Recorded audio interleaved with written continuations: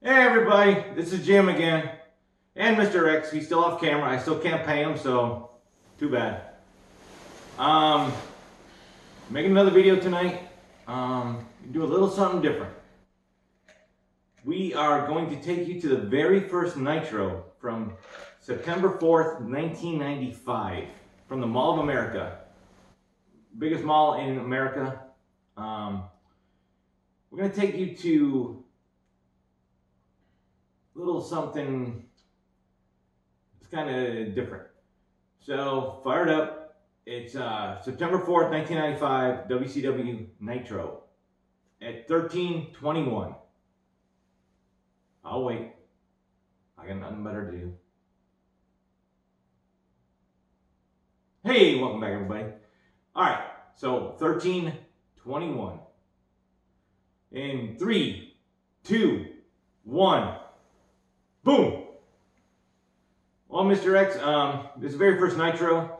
They obviously did it to actually compete with the Raw. So this is in the great state of Minneapolis right here? Yes, Cyrus the Virus, it is. And as you can see, a capacity crowd, right? Although, what's the capacity of a mall, right? That's correct. Hey, there's the... I'm not sure if he's a world champion here or not. No, he's not the world champ. I don't think he has any title right now, actually. That's okay. It's a kind of important match. It's the first Nitro. It's Ric Flair and Sting. Yes it is. Coincidentally, they were the very last match on the final Nitro, which we will cover, I'm sure, eventually. But yeah, this is after his run in WWE at this point. He went back after about a year and a half there, and this was held in the atrium there. And I believe that's the United States champion, Surfer Sting. And I gotta admit, this is my favorite Sting right here. The Crow, didn't really care for. I mean, I understand the storyline, but the Surfer Sting, he was more energetic. I liked it better. Oh, we got Pee Wee Anderson as the referee. I think after Tommy Young, he was probably WCW's most recognizable referee with Nick Patrick. Could be. Ric Flair, he's got that shorter haircut for, I believe, one of the first times. Oh. What's he doing here? Well, that's Lex Luger. It is a public mall, but he is inside the fence where the public's not supposed to be. So we got a situation going on here. Imagine if Vince owned his name, you'd have to say, "Hey, that's Fole. That's Larry Fole." Oh, the crowd's standing up, and that is Sting's best friend right there. Well, a little bit of backstory on that. He had a handshake agreement with Vince, like the day before, I believe, and yeah, his contract had expired. And Eric Bischoff was talking to Sting, or Sting was talking to Bischoff, who was the executive producer, director in charge of WCW at this time, and he lowballed Lex just to, see what he come in and whatever.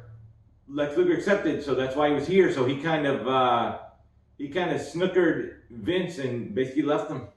Well, it was a big deal because Nitro #1 was their debut episode, and they ran live, and they also ran unopposed by WWF at the time. So you had all eyes on a live show, and Luger was the perfect surprise.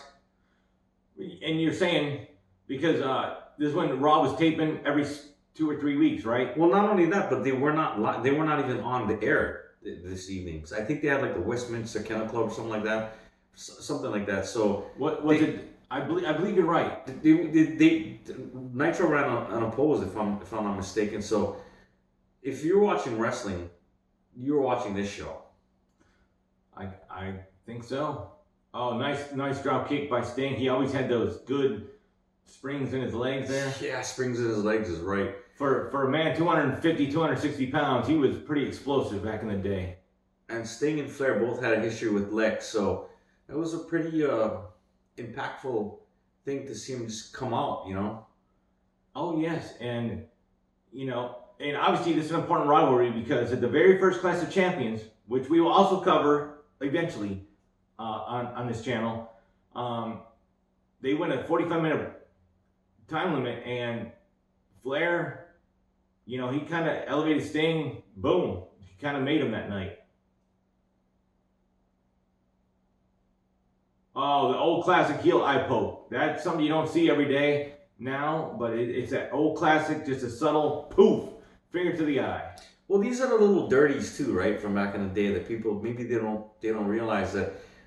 You know, Nitro ran live and they were unopposed. They brought out Luger, but like you said, the first Clash of Champions with the Broadway with Flair and Sting, that was head up against WrestleMania on free TV.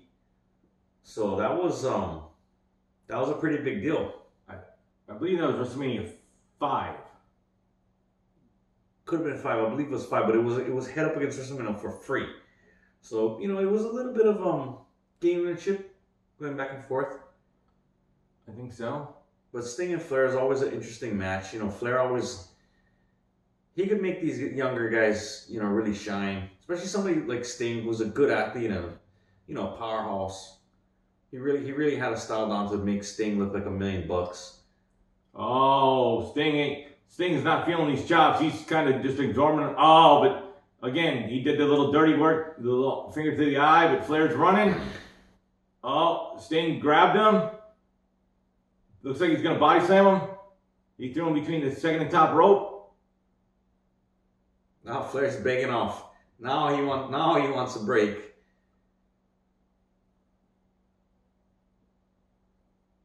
Oh, Sting's going for the... Oh, he missed the Stinger splash, but no. He caught himself before that. He saw... Huge bulldog. And as you notice, whenever Ric Flair gets body slammed or lands on his back, he twists. Can you give me a little insight on why? Flair suffered a broken back.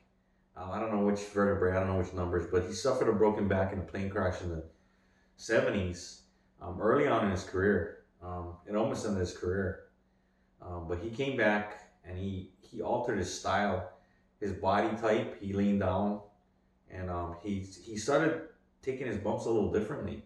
He actually took his bumps a little to the side, which is amazing that he's never had to have hip surgery.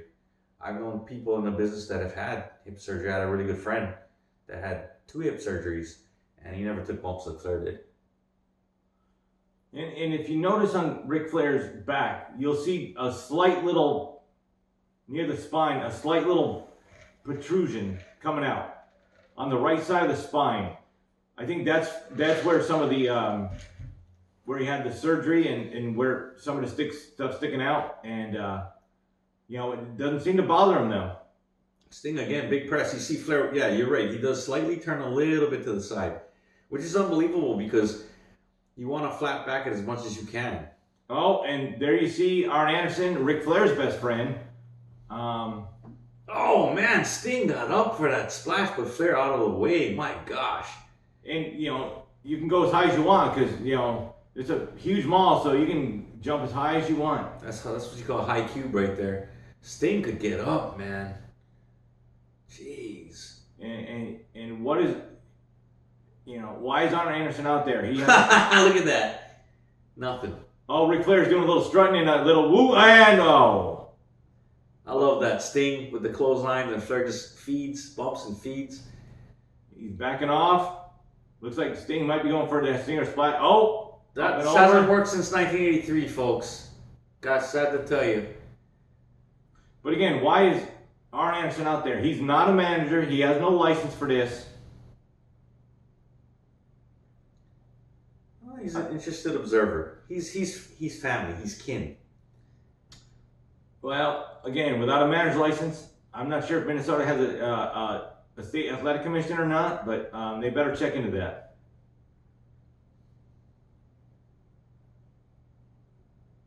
That Sting's really taking it to Flair now.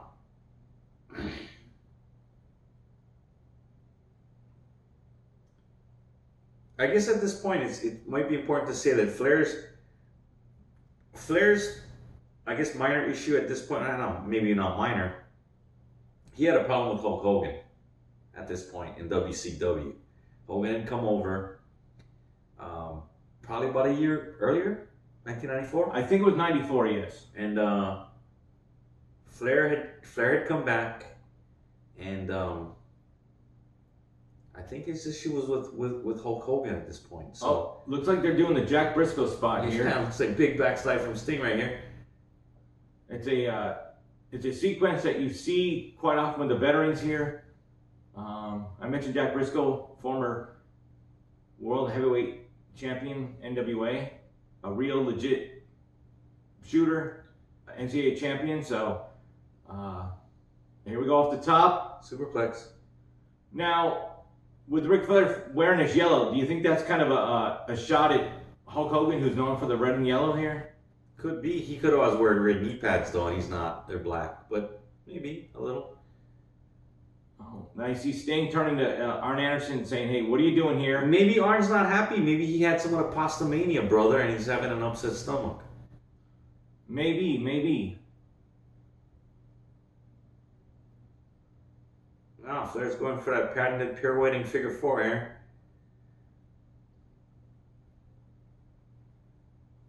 Sting, he's saying, "Bring it on, Nature Boy." I love it. I'm gonna turn you right over. Sting's got the adrenaline here. That pressure. And that is the way to. Oh, see, Ric Flair Flair's grabbing the rope. now. Oh, Pee Wee Anderson is not having any of that. I think Flair realized Arn is out there for the first time, and I think he's looking toward him and saying, "Hey, help me." No, if I remember right, this is the one. This is the year that Arn Anderson faces Ric Flair. I believe it was Halloween Havoc. No, I want to say it was the War Games. I believe it was in Asheville, though. Yes. I think this is the one and only time. Raw. I believe this is the one and only time that they had a match together. But well, they're fighting right now. Do you remember why they were having an issue here? I want to say it was due to so Flair's obsession was to get rid of Hulk Hogan, and basically he took out all the stops. He got with Vader to try to take out Hulk Hogan, and then when things didn't work out, he ended up turning on Arn because everyone quote unquote failed him because they couldn't take out Hogan, if I remember correctly. Now all of a sudden, wait a minute, that's Scott Norton, and I don't think he was scheduled on the program either. And that's Bobby Heenan right there, legendary manager, and that's Eric Bischoff and Steve McMichael. And it looks like Scott Norton handed Eric Bischoff something, but Mr. X, is Scott Norton somebody to mess with here? I don't think so. I mean, that's Steve McMichael, but still, I don't know what Savage is doing out here. He's crazy, but I don't think he's that crazy. Scott Norton's nickname is Flash. There's a reason for that. You know why? Arm wrestling champion. He's known to flash opponents down real quick in arm wrestling matches. Huge guy, very strong. I don't know that Savage should be messing with him here, but we got a lot of guest surprise. We got a lot of chaos going on here. Yeah, I believe Scott Norton was wrestling in Japan prior to this. I think this is his first appearance here in WCW. So this is another surprise. I guess if Luger wasn't on the show, this would have happened anyway. Yes, but obviously Luger's a much bigger deal than Scott Norton. Sure. No offense to Scott Norton. Please don't come and kick my ass. Please. Sure, but don't. This is probably why they already had planned this probably in advance. If I'm not mistaken, Norton's a Minnesota guy too. Yes. All right. That's our quick little video tonight. Just want to say, from the McAnal, I'm going to draw a line. The reason I say that is Lex Luger was known for that in his interviews. If you guys go back and watch some of that, he would look at the camera, look at the monitor of himself, he'd make an L, he'd draw a line. Not sure why. I don't know if that was just a mannerism, a tick that he had, just nervousness, not sure. But the Hogan Flair, that was the two biggest draws in the history of wrestling. And obviously when they met, it was a huge deal. So I think that's it for tonight. Unfortunately, if you guys know, is you pop a beer here, but I'm out right now. I've had a long day, but we'll make more videos. Everybody have a good night. I'm out.